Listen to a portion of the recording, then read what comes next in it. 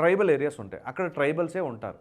So అక్కడ ఉన్న భూములను ఏం చేస్తారు, అసైన్ ల్యాండ్స్ అని చెప్పేసి ప్రభుత్వ పరిధిలో ఉన్న వాటిని అక్కడ ఉన్న స్థానికులకి కొంత భూమిని కేటాయించి మీరు పంట పండించుకోండి అని చెప్పేసి ఇస్తూ ఉంటారు. సో ఇక వాళ్ళ జీవనాధారం అంతా కూడా ఆ పంటలు పండించుకుంటారు, వాళ్ళే కొనసాగిస్తూ ఉంటారు. ఇంకా అదేంటి, వాళ్ళు అమ్మకూడదు, వేరే వాళ్ళు కొనకూడదు, అటువంటి పరిస్థితి. ఇక వాళ్ళ కుటుంబీకులు, వాళ్ళ లెగసీ, వాళ్ళ వారసత్వంలో ఉన్నవాళ్ళు ఒకరి తర్వాత ఒకరు ఆ విధంగా పంటలు పండించుకుంటూ పోతారు. ఇది ప్రభుత్వం వాళ్ళకి ఒక విధంగా ఉపాధి క్రియేట్ చేస్తూ ఉంటుంది.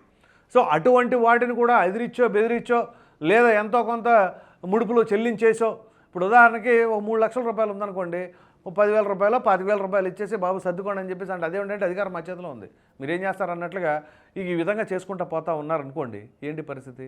ఇప్పుడు అధికారులు ఈ విషయాన్ని బయటపెట్టారు, సాక్ష్యాధారాలతో సహా రుజువు చేయాలి. రుజువు చేయకపోతే మరలా ఇది గాలిలో మేడలాగానే మిగిలిపోద్ది. సో ఎందుకంటే ఇప్పటివరకు ఎన్నో అభియోగాలని మోపారు, అవి బయట తీసుకొచ్చిన తర్వాత వాటిని నిలబెట్టే ప్రయత్నం చేయాలి. అవి ఎక్కడెక్కడ ఏం జరిగింది అనేది చట్టబద్ధంగా చర్యలు తీసుకుంటే తప్ప అవి నిజంగానే తప్పులు చేసినట్లుగా పరిగణించవలసి వస్తుంది. ఒకవేళ అలా చేయకుండా ఇదిగో ఇట్లా విషయం లీక్ చేసేసి ఇక ఆ తర్వాత కొన్నాళ్ళు దాన్ని మర్చిపోయి వదిలేశారనుకోండి, అప్పుడు ఏమనుకోవాలి, బయటకు వచ్చిన వాస్తవాలు అనుకోవాలా, లేకపోతే ఇంకేదైనా కావాలని కక్షపూరితంగా ఏదో రకంగా అవన్నీ వార్తలు సర్క్యులేట్ చేశారని అనుకోవాలా?